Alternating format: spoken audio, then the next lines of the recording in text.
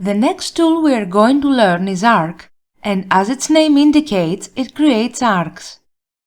For this exercise, a drawing with some auxiliary lines and points has been created to help you understand the differences between the various ways of creating an arc.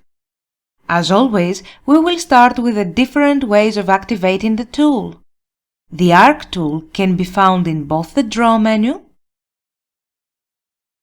and the ribbon if we look at the Home tab and the panel Draw. Of course, we can just type the word Arc in the command line and press Enter to activate it. As I have already mentioned, I prefer using the ribbon to activate these tools. Under the icon in the ribbon, there is an arrow. By clicking this arrow, a drop-down menu with all the available ways to create an arc appears. The first option is creating an arc by simply defining 3 points: the starting point, an intermediate point, and an ending point. I will select this one, but before I begin, I will zoom in enough to see the first example better. Then I will open the Object Snap list, which is in the status bar, and make sure that the Node Snap is checked. The Node Snap pulls a cursor to points, and I will need these snaps since, as you can see, certain points have already been placed in the drawing. Now I will click the arrow again and notice that once I'm close to a point, my cursor is being pulled on it. I will click on the first point to start the arc, then on the second to specify a random point of the arc, and then on the third one to end the arc. When the arc is finished, the tool deactivates automatically. I will pan to move the view to the right, and then I will open the Arcs drop-down menu again. This time, I will select the Start, Center, End option. With this one active, I will click on the first point to define the start of the arc, the second will be the center, and the third the end point. However, when my cursor goes to the third point, I notice that this is not the arc I wanted to create. The direction is wrong, so in order to fix that, I will hold the Control key pressed while I click on the third point. The direction changed immediately, and now the arc is as I wanted it to be. The next option I'm going to select is the Start Center Angle option.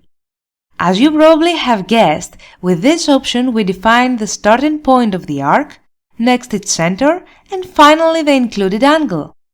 So I will start with the point on the right, then click on the one on the left, and then I will type the number 60 to define the angle and press Enter to finally create the arc. Next on the list is the option Start Center Length. After I select it, I will start with the point on the right, then click on the one on the left to define the start and the center as I did in the previous option. Only this time, instead of the included angle, I will define the length of the arc, so I will type the number 90 to define the length and then I will press Enter to create the arc. Moving on to the next option, which is Start End Angle, I will start by clicking on the starting point, then on the ending point, and finally I will type the number 150 to define the degrees of the angle. When I press Enter, the arc I created appears.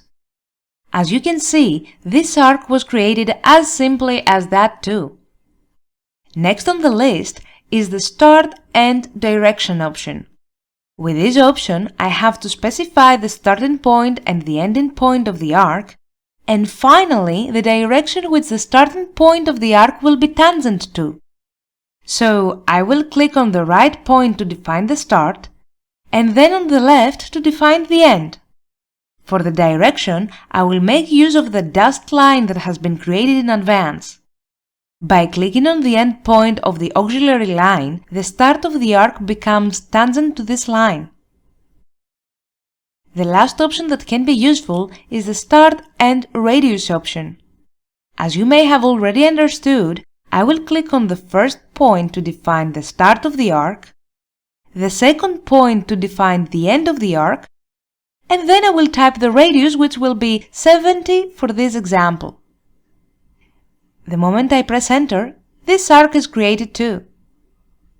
The rest of the options in the list are repetitions of the previous ones, except we need to define the center first instead of the start of the arcs.